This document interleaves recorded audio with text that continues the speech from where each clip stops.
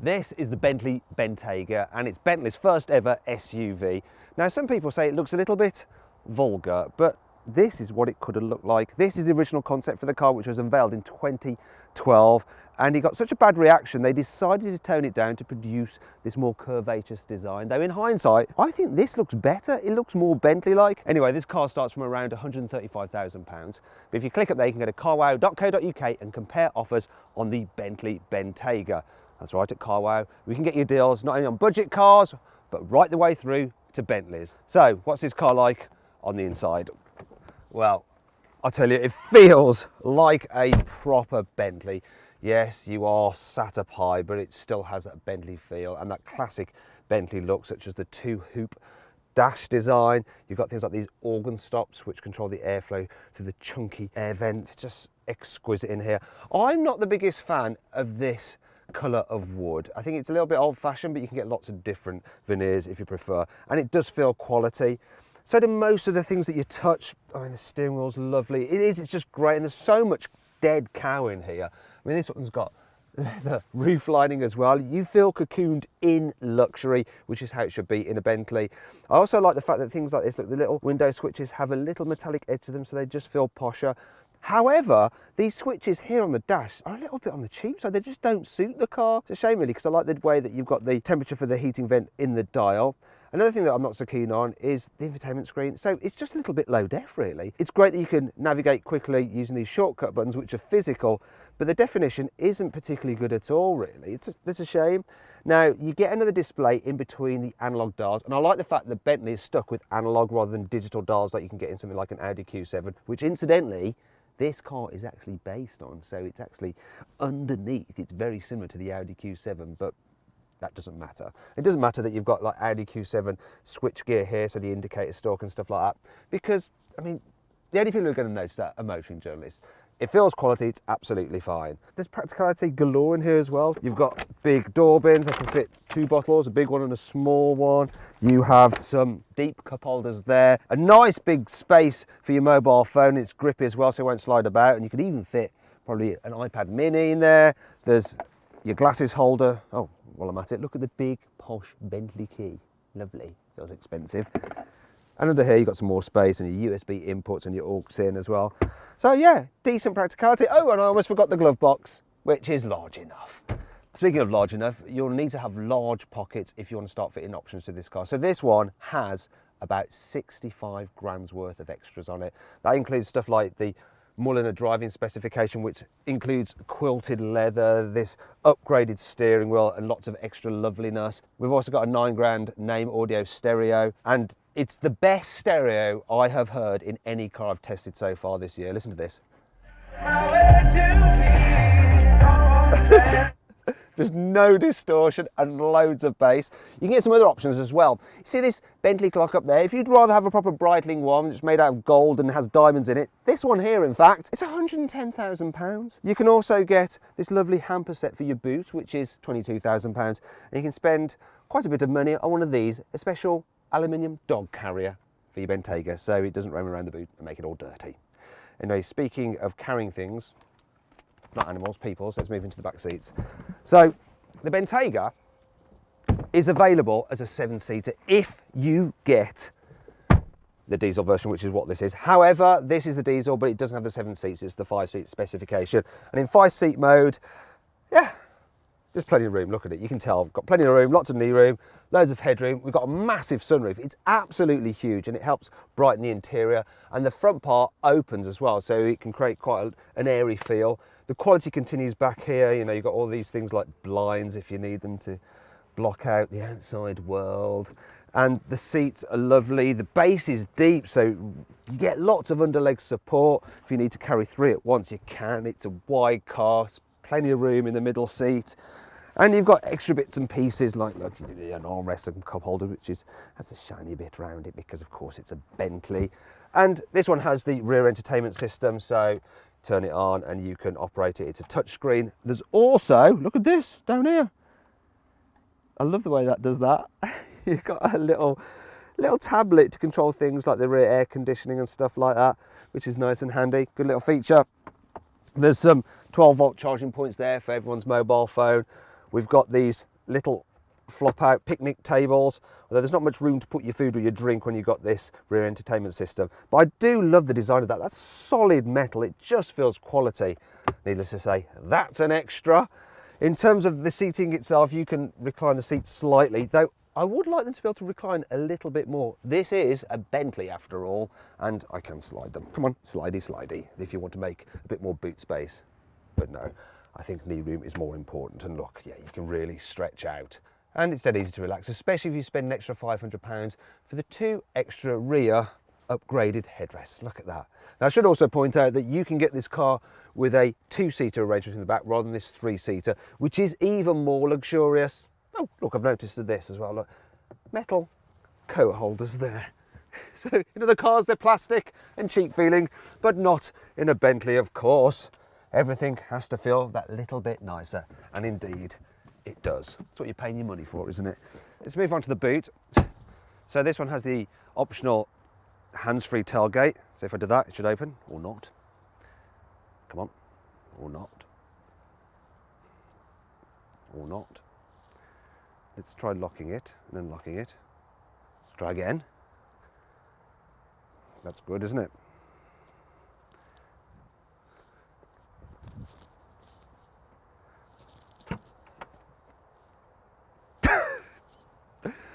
How much is that? Wait a second.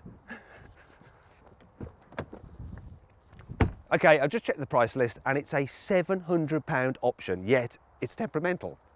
Anyway, back to the luggage space. So the boot isn't quite as big as a Range Rover's, but it's going to be big enough for most people. And if you need to carry more stuff, just send your luggage ahead with your butler. It's Bentley. You'll have a butler, won't you? In terms of lifting things in and out, don't worry about the raised ride height because the air suspension is lowerable. Look at that. Just lower it down, make it a bit easier. And it's finally done its thing. You'll see that there's no load lip. You've got this scuff plate as well, so you don't damage your paintwork when you do that and slide things in and out. I really do love the feeling of the carpet in this car. I mean, throughout it, the carpet is just exquisite. Everything you touch just feels solid and expensive. Even this cover here, which underneath you can see a space saver spare wheel, which is still quite big because of the size of this car. If you want to carry long items, large items, you can fold down this central seat here. There you go for some through loading with 2 passengers either side. What does annoy me a little bit is that if I want to fold these 2 seats down on this particular car I've got here, I have to go back round, there we go, and do it actually at the seat bases. You know, this should be fully electric as standard on a car such as this. Once you do that, you get a big load space, but you will notice there's a slight hump, not when pushing the things in, but when you try to pull them back out from the front. So it's not completely flat, but really, it's not that big a problem. Now, if you click it there, you can see my detailed practicality video on the Bentley Bentayga. You can see just how much stuff you can fit in this car's boot, what it's like with 3 adults in the back, and just how easy it is to fit a child seat. Now then, it's time to see what this car is like to drive. Well, this is a little bit unusual. Driving off-road through a load of mud in a Bentley. I've never done this before. It's kind of odd, really. Like sitting in this luxurious vehicle, which is a bit like a drawing room, and yet we're going off-road.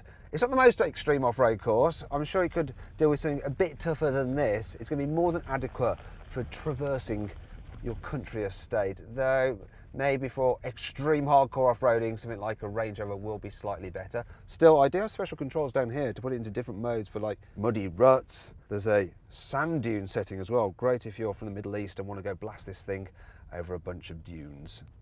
Anyway, let's actually take this car on road, which is where it's actually going to be used for 99.999 recurring % of the time.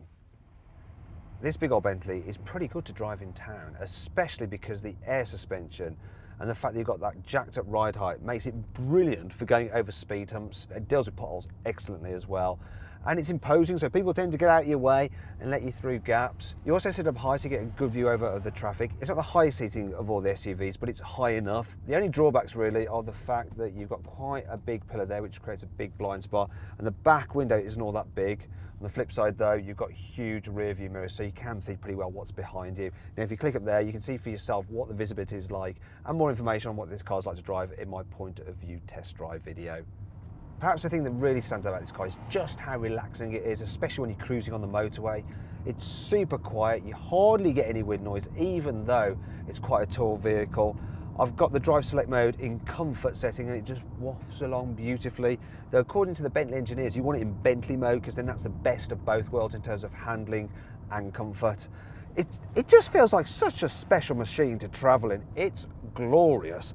I could do mile after mile after mile in this thing, no problem at all.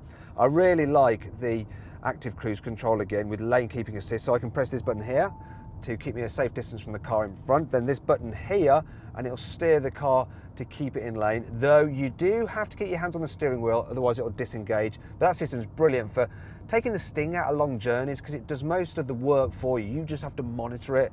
This particular car has the 4-litre twin-turbo V8 diesel with 435 horsepower and it can go from 0 to 60 in just under 5 seconds. It's really fast. Put your foot down. Yeah, it picks up really nicely and it flies. Yeah, it'll return, according to Bentley, 35 miles per gallon and I'm averaging 30 miles per gallon, which is really quite incredible considering the size and the performance of this car. Now, Bentley owners probably don't care about fuel bills really. It's not really on their radar. What's more important to them is the fact they don't want to have to stop regularly to fill up, and that's why this diesel could be a good choice. But really, this car is best with a 6-litre, 608 horsepower W12 twin-turbo petrol engine. So that has so much performance. It is the fastest SUV you can buy with a top speed of 187 miles an hour. The only problem is that you will be filling up that car more often than this diesel because it only does 20 miles to the gallon. But it sounds awesome and it absolutely flies with a 0 to 60 time of just over 4 seconds. Should also mention the gearbox. It's nice and smooth when you want it to be, and when you put your foot down it responds quickly, and if you want to you can change gears yourself using the paddles, because after all Bentleys are supposed to be the height of luxury but with a sporty edge to them. Speaking of sporty, I can turn this dial again and put the car into sports mode, which firms up the suspension. Now this particular car has optional upgraded suspension which stops it rolling about in the corner so much, and you know, this is a big old car, 2.5 tons, and yet it's cornering completely flat. This is insane. It does run out of ideas if you push it too hard, and the brakes certainly get a workout because of all that mass, but my gosh, this thing handles really well for a big SUV. Bentley's used to making big cars handle surprisingly well, and they've applied that knowledge to this Bentayga. This really is a very rounded car. It's hard to not like it. However, this car isn't all perfect. Here's 5 annoying things about it. Underneath the bonnet of your Bentley, you'd hope to see a beautiful looking V8 engine, but all you actually get to see is a load of black plastic. Shame. On first inspection, I really like the fact that Bentley has given this car a solid metal fuel filler cap, but if someone never puts it on there when they're filling up and just lets it hang, they'll scratch the side of their car. Also, I don't know why Bentley didn't go the whole hog and make this AdBlue filler cap nice metal as well. Most SUVs have a handy retractable load cover. This has a normal parcel shelf like you'd find in something like a Volkswagen Golf. It is a lot more expensive feeling and chunkier, but that does mean that it's kind of hard and heavy to remove. Also, there's nowhere really to leave it and hide it away when you remove it, so it has to just go in the boot like that, taking up unnecessary space. You'd expect that if you pay £135,000 for a car, you get a first aid kit with it as standard, but you don't with the Bentley Bentayga. You have to pay an extra £105 for this little kit. Now for that money, you'd expect each and every single bandage to be Bentley logoed, but they're not, they're just normal. So I wouldn't buy that, I just let them bleed. I have 2 problems with this car's voice command system. The first is the jingle when you engage it, which sounds like some sample of an old Pac-Man video game, and then there's the voice of the woman who actually speaks to you, so have a listen. Call Matt Watson. Did you mean Watson, Matt? Who the heck is Watson? It's Watson. Don't worry, there's still plenty to like about this car. Here's the CarWow 5 cool features. Isn't it annoying when someone gets out your car and they don't slam the door hard enough, so it's always left ajar? You don't have to worry about that with the Bentley Bentayga because of its soft close function. Look, you can even close the door with your face. Ta-da! The motor for the electric window is just so quiet. Have a listen to this. You can hardly hear it. Now don't worry if some noisy oik turns up to have a nose round your car if you've got the optional acoustic glass, because you can just shut out their racket and then there was peace on earth.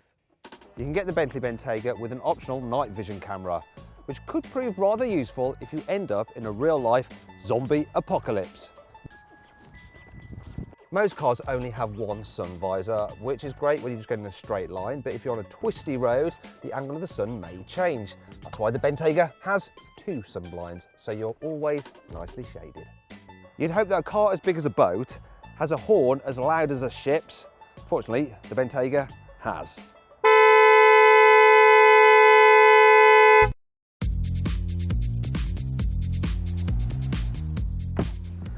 Now, if you click up there, you can go to carwow.co.uk for more information and to compare deals on the Bentley Bentayga or any new car for that matter. So then my verdict on it: should you avoid it? Should you consider it? Should you shortlist it? Or should you just go right ahead and buy it?